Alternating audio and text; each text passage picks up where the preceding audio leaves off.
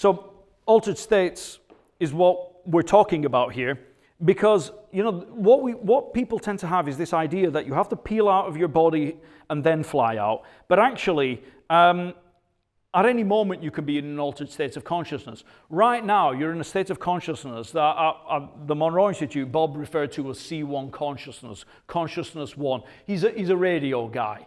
So he's thinking, this is channel 1, right? And then we can start to turn the dial, and I'll talk about that in a minute.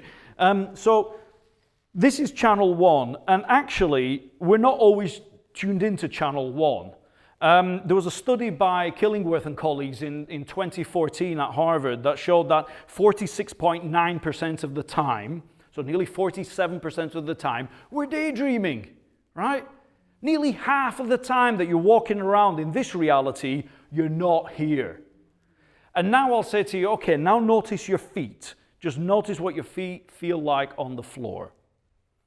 And then notice the top of your head. And then notice your breathing. You've forgotten about your feet. Remember your feet again. Okay, now back to the top of your head. Something is moving around, yeah? While you're paying attention to what I'm saying, then you're kind of not in your body. You're somewhere else. You're in this space, right? And then I draw your attention to your feet or your breathing, which you've forgotten about again.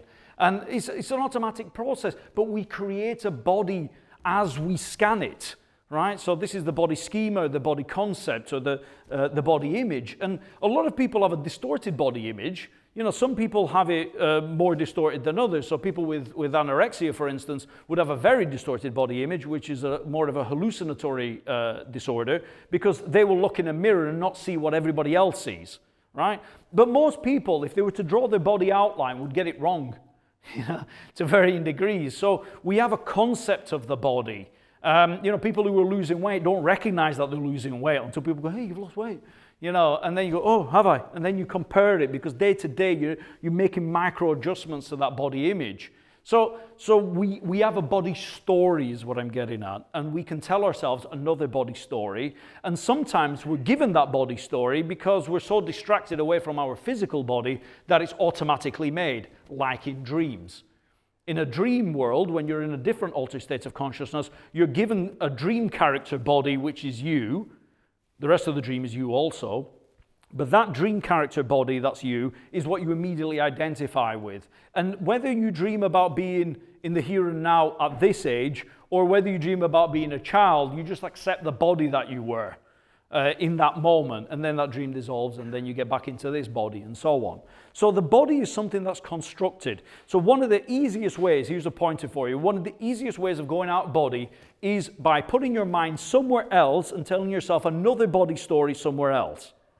And this relates to what Bob Monroe referred to as the phasing model of consciousness, or the phasing method or the quick switch method of going out of body. You don't have to think, okay, how do I go out of my body? Because otherwise you just activate your physical body. You think, what story can I tell myself elsewhere? Be in that more than this one, and you'll be there more than this one, right?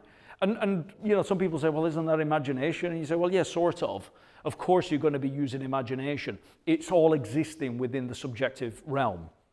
But so does everything that exists in your reality. You've never experienced what's called objective reality ever in your life. Everything is mediated by your senses. Now, the other thing that I want to say about altered states is that you can gain abilities within altered states. You can gain modes of perception within altered states as well. We're quite obsessed, even with the out-of-body experience, in thinking that when we go out of body, we need to see reality as we see this one. But your physical eyes have been evolving to filter out, essentially, 1/16 of a trillion of the electromagnetic spectrum. That's what we perceive as visible light. So 1/16 of a trillion. Just think what's going on there. When you go into an altered state, you haven't got your physical eyes with you. Why should it be within that 1/16 of a trillion experience? So just allow your perceptions to open. And I'm saying this because we're going to be meditating, so that's what I'll invite you to notice.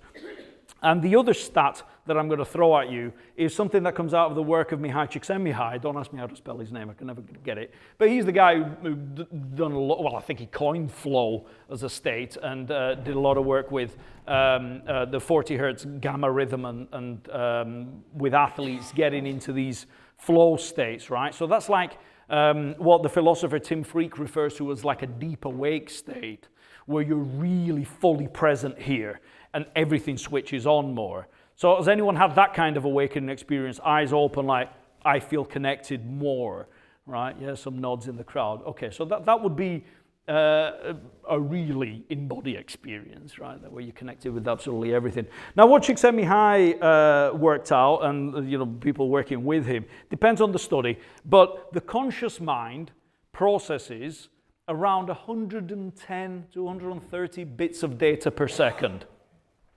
Okay, don't ask me how we measured this. Just roll with the number. Apparently having a conversation could be about 50 to 60 bits of data.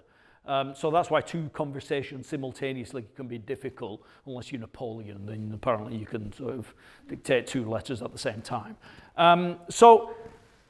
And your body actually takes up some data as well, around about sort of 30 bits of data or whatever, right? So having a conversation with someone and thinking about your body is actually quite tricky for most people. But 110 bits of data is what you can consciously select out every second, okay? Compare that with what your unconscious is processing. So every second, all of your physical senses are bringing in 11 million bits of data, right? So you've got a comparison here of conscious mind processing 110 bits of data versus 11 million, okay? So some part of you processes 11 million bits of data per second, and that's what generates your perception of reality. And out of that, your conscious mind goes, okay, I'll pick 110 bits, okay? So one of the things that we like to talk about a lot at the Monroe Institute is this idea that we can help you to become more of yourself. You are more than your physical body, and specifically, you are more than the story you tell yourself about yourself, and we can start to lean into a little bit more of that 11 million bits. But it's not by trying to take the 110 bits and learn what's going on in the 11 million. That will take forever. Not gonna happen. Just relax about that. It's not going to happen. But what we can do is expand the self-concept so that you're not just thinking as that 110 bits limited, what we call the left brain worldview, and we start to move into a more whole brain state, which does allow more processing. You might not get to the 11 million bits, but you'll certainly process a lot more.